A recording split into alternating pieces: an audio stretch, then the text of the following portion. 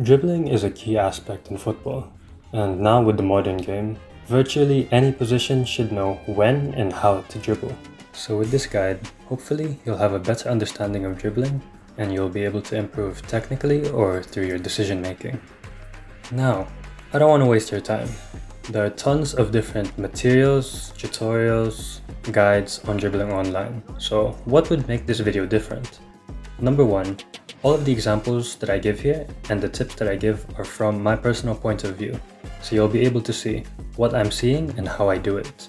Number two, I'm not going to discuss dribbling as a broad topic. I want to narrow it down and categorize them in different types of dribbling so that it can be further understood. And lastly, in the end, we'll see dribbling from the other side, from the defending side. Because if you watch my other videos, you know that I typically defend and attack. So we'll be able to see how dribbling looks like from a defending perspective.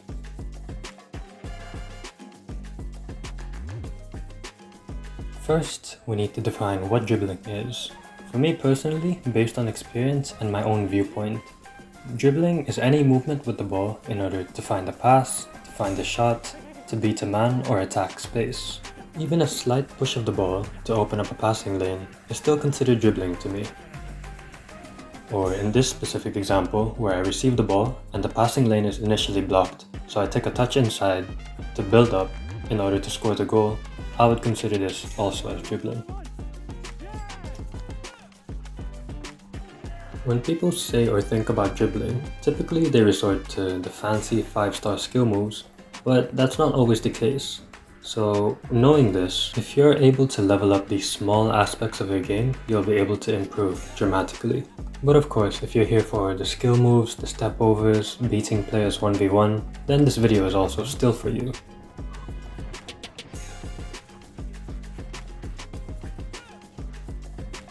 There are 3 extremely important components in dribbling, and if you're able to incorporate these into your game, you'll improve drastically. Number 1 is exaggeration.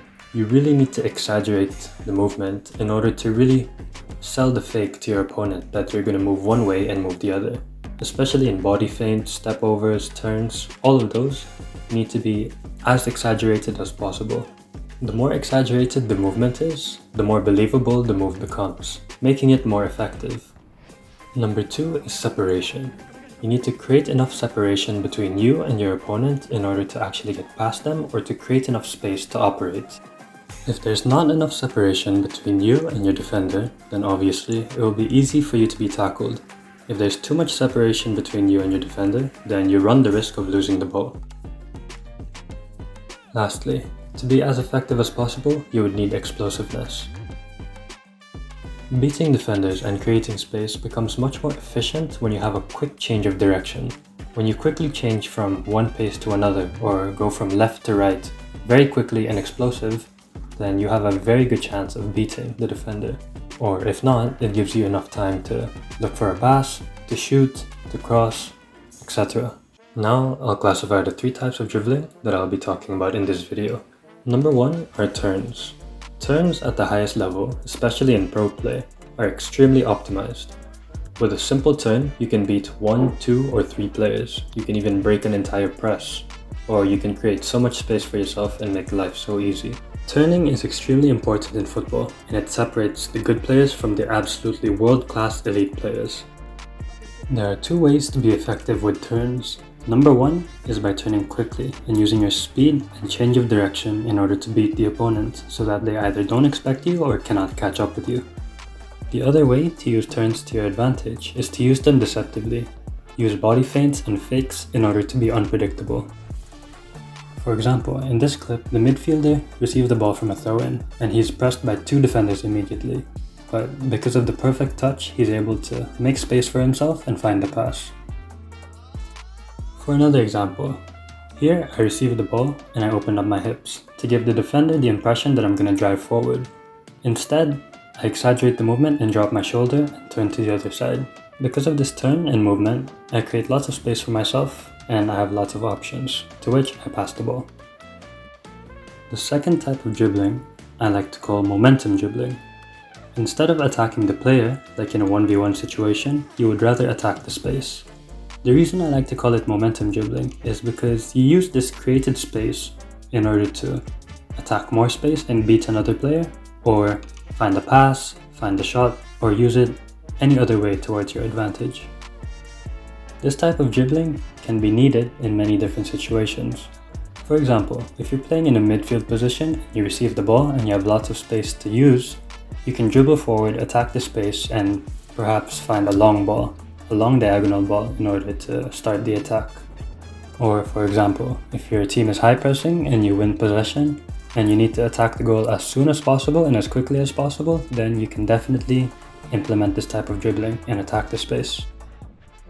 The reason I use the word momentum here is because when you're attacking the space, typically the defenders will need to adjust to you or even try to chase you. Because if you're trying to go for a 1v1, typically the defenders will wait for you to come to them. But when you're attacking the space, they will need to adjust to you and they will need to try to tackle you and win possession. When you're in a momentum dribble, you need to make sure that you're ready to absorb contact. Because especially if people are behind you or they're chasing you, they're going to try to dislodge you and be physical in order to regain possession.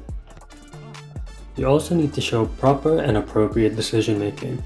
Because you're driving the ball forward, attacking the space, and progressing up the pitch, the situation is always changing. There's a lot of space being created and space being taken away, and most likely your teammates will be running along with you to support or give you options. So you need to know when to pass, when you can shoot, when you shouldn't force the play, when you should come back, etc. Every momentum dribble you take will have a different situation. That's a given, so you need to be ready. In addition to that, every time that you're in this circumstance, you won't have time to think, so you will need to act almost purely on instinct. Now, you might be thinking, if it's purely instinctive, then how do I improve? The way to develop this is to put yourself in this situation many times and to take lots of risk. You should also do yourself favors by scanning frequently. Scan both sides so that you know what and who's around you, and so you know what space you can take and what space you can be made available. For example, in this clip I received the ball, and because I'm already in motion and I'm already moving, the defender to the left is easily beaten by a single body feint. Lastly, try not to force the play. There's nothing wrong with resetting the play and going back.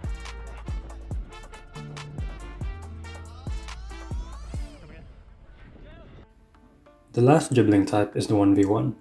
This is the dribbling type where you deliberately attack the defender instead of the space. There are many different types of defenders that you'll face, and you need to approach them differently. If a defender gives you lots of space in a 1v1, then that typically means they're not very fast. They will rely more heavily on the timing of the tackle. Because of this, you'll need to be more patient and wait for them to commit. Once they commit, that is your window of opportunity to get past them. If a defender is taking you on defensively and is not giving you lots of space, then that means they would tend to rely on their physical attributes. Maybe they're strong, fast, or aggressive. With these types of defenders, you need to exaggerate your movements much more. You need to put much more emphasis in your movements, and especially when you do body feints and fakes, you really need to try to sell it. Because they're very reactive and they're very fast, if they fall for one of your feints, then you'll be able to beat them very easily. Keep in mind that football doesn't have a singular formula. There are many different ways to approach things, and there are many different players that have different characteristics and different attributes. Going against intelligent defenders will need you to really be more creative and look for different ways to get past them.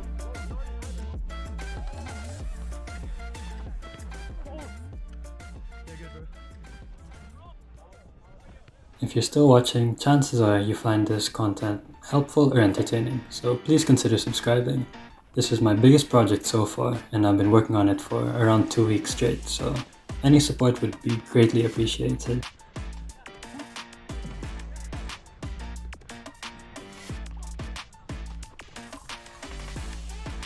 To end, I'll go through some examples of defensive clips where I explain whether they did the right things or they made some mistakes that made it easy to defend. I'll go through these very quickly, just so you have a general idea of what went on.